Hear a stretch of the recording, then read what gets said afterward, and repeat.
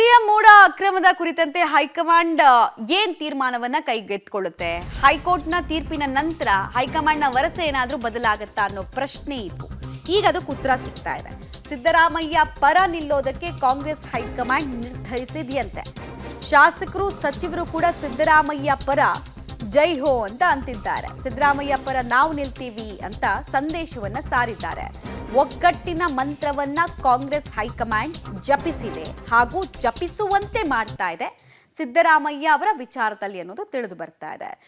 ಎಲ್ರಿಗೂ ಒಂದು ಜಿಜ್ಞಾಸೆ ಇತ್ತು. ತೀರ್ಪು ಬರೋಕ್ ಮುಂಚೆ ಒಂದ್ ಲೆಕ್ಕ, ತೀರ್ಪಿನ ನಂತರ ಒಂದ್ ಲೆಕ್ಕ, ಕಾಂಗ್ರೆಸ್ ಹೈಕಮಾಂಡ್ ಏನ್ ಮಾಡುತ್ತೆ ಅಂತ ಈಗ ಅದಕ್ಕೆ ಉತ್ತರ ಸಿಕ್ಕಿದೆ. ಬಿಜೆಪಿಯವರು ಜೆಡಿಎಸ್ನ ಕುತಂತ್ರ, ಆ ಕುತಂತ್ರಕ್ಕೆ ನಮ್ಮ ಪಕ್ಷ ನಮ್ಮ ಸರ್ಕಾರ ಜಗ್ಗುವುದಿಲ್ಲ, ಬಗ್ಗುವುದಿಲ್ಲ.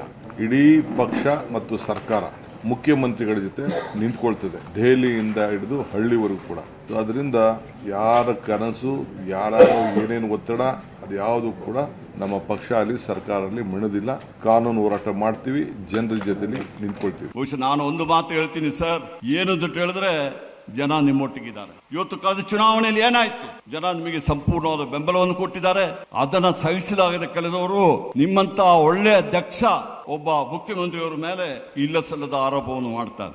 ಬಹುಶಃ ನಾವು ಕೋರ್ಟ್ ಆದೇಶಕ್ಕೆ ನಾವು ತಲೆಬಾಗ್ತೀವಿ, ಕೋರ್ಟ್ ಆದೇಶ ನಾವು ಅದನ್ನ ಇದು ಮಾಡೋದಿಲ್ಲ. ಆದ್ರೆ ಕೋರ್ಟ್ ಅಲ್ಲಿ ಏನು ಹೇಳಿದ್ದಾರೆ ಅಂತ ಹೇಳ್ಬಿಟ್ರೆ ಅದನ್ನ ತನಿಖೆ ಮಾಡಿ ಅಂತ ಹೇಳಿದ್ದಾರೆ. ಆ ತನಿಖೆ ಆಗಲಿ. ನಮ್ಮ ಮುಖ್ಯಮಂತ್ರಿಯವರು ಹೇಳಿದ್ದಾರೆ, ನಾವು ಇಡೀ ಸಚಿವ ಸಂಪುಟದ ಸದಸ್ಯರುಗಳು ಹೇಳಿದೀವಿ, MLAಗಳು MLCಗಳು ನಮ್ಮ ಹೈಕಮಾಂಡ್ ಸಮೇತ ಸಂಪೂರ್ಣವಾಗಿ ಇವತ್ತು ಮುಖ್ಯಮಂತ್ರಿಯವರ ಬೆಂಬಲಕ್ಕೆ ನಿಂತಿದ್ದೀವಿ. ಒಂದು ಮಾತು ಹೇಳ್ತಾ ಇದ್ದೀನಿ, ನೀವು ಯಾರೇ ಏನೇ ಹೇಳಿದ್ರು ಇವತ್ತು ತಾವು ಅದರಿಂದ ವಿಚಲಿತರಾಗಬೇಡಿ, ಜನ ಪರವಾದ ಕೆಲಸಗಳನ್ನು ಮಾಡಿ ಎಂಬ ಮಾತನ್ನು ಈ ಸಂದರ್ಭದಲ್ಲಿ ಹೇಳಿ ನಾವೆಲ್ಲ ನಿಮ್ಮೊಟ್ಟಿಗೆ ಇದ್ದೀವಿ ಎಂಬ ಮಾತನ್ನು ಹೇಳಿ ಸಿದ್ದರಾಮಯ್ಯನವ್ರ ಜೊತೆಗೆ MLAಗಳು, ಮಿನಿಸ್ಟರ್ಗಳು, ಹೈಕಮಾಂಡು, ಕರ್ನಾಟಕದ ಜನರ ಆಶೀರ್ವಾದ ಎಲ್ಲರೂ ಇರ್ತಾರೆ. ರಾಜೀನಾಮೆ ಕೊಡಲ್ಲ ಸಿಎಂ? ರಾಜೀನಾಮೆ ಕೊಡು ಪ್ರಶ್ನೆ ಉದ್ಭವ ಆಗೋದಿಲ್ಲ. ಹೈಕಮಾಂಡ್ ರಾಜೀನಾಮೆ ಯಾಕೆ ಕೇಳ್ತಾರೆ? ಕೇಳೋದಿಲ್ಲ, ಖಂಡಿತ ಕೇಳೋದಿಲ್ಲ.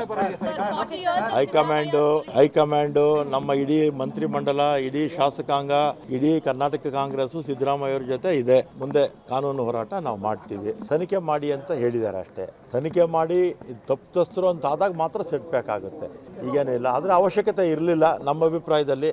ಆದರೆ ಕೋರ್ಟ್ ಗೌರವಕ್ಕೆ ನಾವು, ತೀರ್ಪಿಗೆ ನಾವು ಗೌರವ ಕೊಡಬೇಕಲ್ಲ.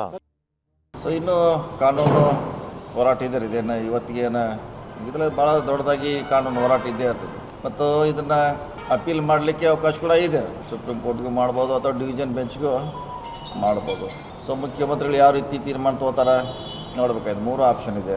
ಇಲ್ಲ ತನಿಖೆ ಆಗಬೇಕಾದ್ರೆ ಆಗಬೇಕಾದ್ರೆ ನಿಲ್ಲಿಸ್ಲಿಕ್ಕೆ ಆಗೋಲ್ಲ, ಅಥವಾ ಇಲ್ಲ ಸುಪ್ರೀಂ ಕೋರ್ಟ್ ಹೋಗಿ ಇದ್ರ ಬಗ್ಗೆ ನ್ಯಾಯ ಪಡಿಬೇಕು ಅನ್ನೋದು ಕೂಡ 2 ಆಪ್ಷನ್ ಇದೆ CM ಅವ್ರ ಮುಂದೆ. ಅಂತಿಮವಾಗಿ ಅವ್ರ ತೀರ್ಮಾನ ತೆಗೆದುಕೊಳ್ಬೇಕು. ಇಲ್ಲ ನಾವು ಮುಂಚೆನೂ ಹೇಳಿದ್ದೀವಿ, ಒಂದು ವೇಳೆ ತನಿಖೆ ಮುಂದುವರೆದ್ರು ಕೂಡ CM ಆಗಿ ಅವ್ರು ಮುಂದುವರಿತಾರೆ.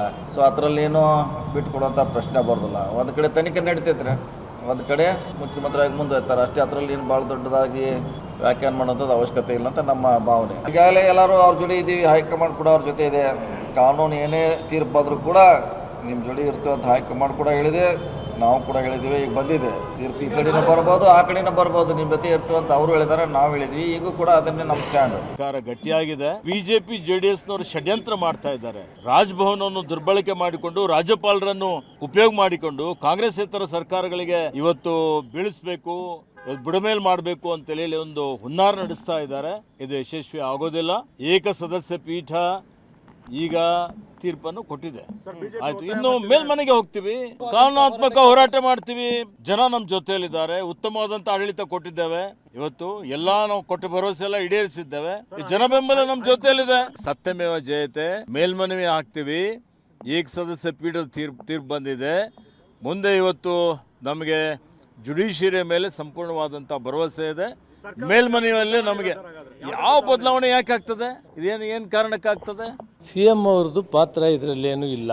ಯಾವುದೇ ಸಂದರ್ಭದಲ್ಲಿ ಕೂಡ ಅವರು ಇದರಲ್ಲಿ ಪತ್ರ ಬರೆದಿಲ್ಲ, ಹೇಳಿಲ್ಲ, ಏನೂ ಮಾಡಿಲ್ಲ. ಆದರೆ BJPಯವರು ಇದನ್ನ ಈ ರೀತಿ ಒಂದು ವಾತಾವರಣ ನಿರ್ಮಾಣ ಮಾಡಿ ಒಂದು ಸುಭದ್ರವಾದಂಥ ಸರ್ಕಾರವನ್ನು ನಡೆಸುವಂಥ ಮುಖ್ಯಮಂತ್ರಿಗಳಿಗೆ ಇವತ್ತು ಈ ಕೆಲಸವನ್ನು ಅವರು ಕೊಡೋದಕ್ಕೆ ಕಾರಣಭೂತರಾಗಿದ್ದಾರೆ. ಆದರೆ ಕಾನೂನುಬದ್ಧವಾಗಿ ಕೋರ್ಟ್ ಏನು ತೀರ್ಮಾನ ಕೊಟ್ಟಿದೆ, ಅದಕ್ಕೆ ಮುಂದಿನ ಕೋರ್ಟ್ಗಳಿದೆ, ಡಿವಿಷನ್ ಬೆಂಚ್ ಇದೆ ಅಥವಾ ಸುಪ್ರೀಂ ಕೋರ್ಟ್ ಇದೆ.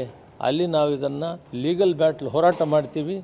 ಇದಕ್ಕೆ ನಾವು ಯಾಕಂದರೆ ಏನೂ ತಪ್ಪು ಮಾಡಿಲ್ಲ, ಮುಖ್ಯಮಂತ್ರಿಗಳು ವಿನಾಕಾರಣ ಅವ್ರ ಮೇಲೆ ಈ ಚಾರ್ಜಸ್ ಮಾಡಿದ್ದಾರೆ. ನಾವೆಲ್ಲ ಒಗ್ಗಟ್ಟಾಗಿದ್ದೀವಿ, ಶಾಸಕರು ಮಂತ್ರಿಗಳು ಒಟ್ಟಿಗೆ, ಕಾಂಗ್ರೆಸ್ ಇಡೀ ಕಾಂಗ್ರೆಸ್ ಪಾರ್ಟಿ ಅವ್ರ ಬೆನ್ನಿಗೆ ನಿಂತಿದೆ.